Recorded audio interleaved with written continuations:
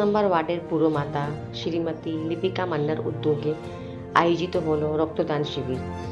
Acropolis মালের বিপরীতে ইচ্ছাপূরণ community হলে আয়োজিত রক্তদান শিবিরে প্রায় 200 রক্তদাতা রক্তদান করেন। মুখ্য অতিথি হিসাবে উপস্থিত ছিলেন স্থানীয় বিধায়ক শ্রী জাভেদ আহমদ খান, কলকাতার মহানাগরিক শ্রী ফিরহাদ হাকিম, দক্ষিণ কলকাতার সাংসদ শ্রীমতী মালা রায়, বৈষ্ণব চট্টোপাধ্যায় ও অন্যান্য অতিথিরা। আসুন চলে চলব ওই রক্তদান শিবিরে।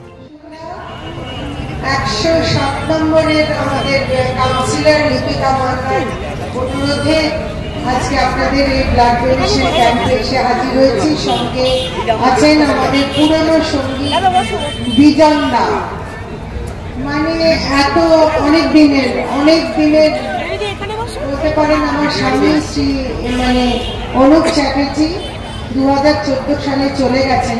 ব্লাড ডোনেশনের সঙ্গে একটা বিরাট সম্পর্ক আছে, আপনাদের শোনাবো। সেই কাল থেকে বিজনদা আমাদের সঙ্গে আছেন। আর লিপিকা অত্যন্ত নতুন, কিন্তু আপনাদের 107 নম্বর ওয়ার্ডে খুব ভালো কাজ করছে, চেষ্টা করছে অনেক কিছু করবার। আপনাদের সকলের সহযোগিতায় ও আরো ভালো করে কাজ করুক।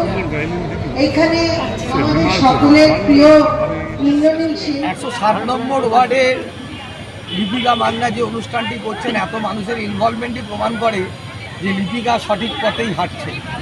আর রক্তদান আমাদের যীশুখ্রিস্ট জন্মদিন, তার আগে তিনি বলেছিলেন যে পাপকে ঘৃণা করো, পাপীকে নয়।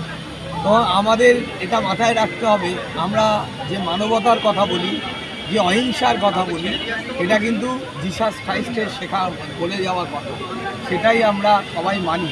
সুতরাং আজকে তার কথা বলে মানব সেবার জন্য এটা উনি করছেন। আমরা স্বামীজি বলেছিলেন যে মানুষকে ভালোবাসার মধ্যে দিয়েই ভগবানকে প্রণাম জানানো যায়, সেই কথাই আজকে ওরা পালন করছেন। জীবে প্রেম করে যেই জন সেই জন সেবিছে ঈশ্বর। আজকে বড়দিনের আগের দিন এই রক্তদান অনুষ্ঠানে আসতে পেরে সত্যি আমার বড়দিনের আগে প্রাক শুভেচ্ছা। 2 বছরের পৌরপ্রতিনিধিত্ব পরিবর্তন হল এবং রক্তদান উৎসব দেখেই মনে হচ্ছে সত্যি লিপিকা মান্নার ওয়ার্ডের আজকের একটা জমজমাটি অনুষ্ঠান। কি বলবেন দিদি? কিন্তু তোমরাই বলছো যেটা হচ্ছে, যেটা দেখছো, দেখো এটা তো সব পৌর প্রতিনিধিরাই চায় যে মানুষের জন্য কিছু কথা ভাবতে। মাননীয় মুখ্যমন্ত্রী মমতা বন্দ্যোপাধ্যায় যে উদ্যোগ, এই রক্তদান উৎসব, আজকে কোনো মানুষের রক্ত পেতেও অসুবিধা হয় না। আর মানুষ স্বইচ্ছে দিতে আসার যে সৎসাহস জাগাতে হয়, সেটাও কিন্তু আমরা জাগাতে পেরেছি। এটা মাননীয় মুখ্যমন্ত্রীর অনুপ্রেরণাতেই সম্ভব হয়েছে।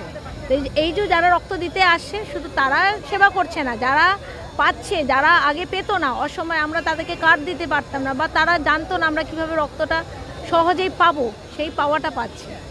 যদি 107-এর পৌরপ্রতিনিধি হওয়ার পর থেকে আর আজকে এই 2 বছর পরিপূর্ণ হয়, 107-এর মানুষের কি স্বতঃস্ফূর্ত আর কি কাজ এখনো পরিকল্পনা করে রেখেছে? মানুষ বলবে, আমার ওয়ার্ডের মানুষ বলবে। এর উত্তর মানুষের কাছে যাও, মানুষকে জিজ্ঞেস করো তারা লিপিকা মান্নার সঙ্গে তারা খুশিতে আছে কিনা।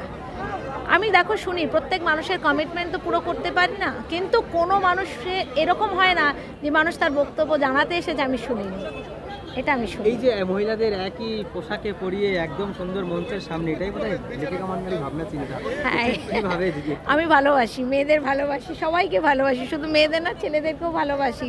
সকল কর্মী আমার প্রাণের কর্মী, আমার মনের মানুষ ওরা। আচ্ছা, মূলত কতজন রক্ত দিলেন? আজকে আমরা 200 জনের মতো ভেবে রেখেছি। অলরেডি 50-60 জন তো দিয়ে দিয়েছে, আরও এখন 30 জন নাম লিখিয়ে নিয়েছে, এসে গেছে। নতুন বছর আসছে আর কটা দিন মাত্র, কি শুভেচ্ছা বার্তা?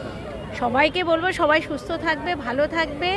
আগামী দিনে স্ফূর্তটা আর মানসিকতার ডেভেলপমেন্ট, এটা আমার একটা নিজস্ব কাম্য।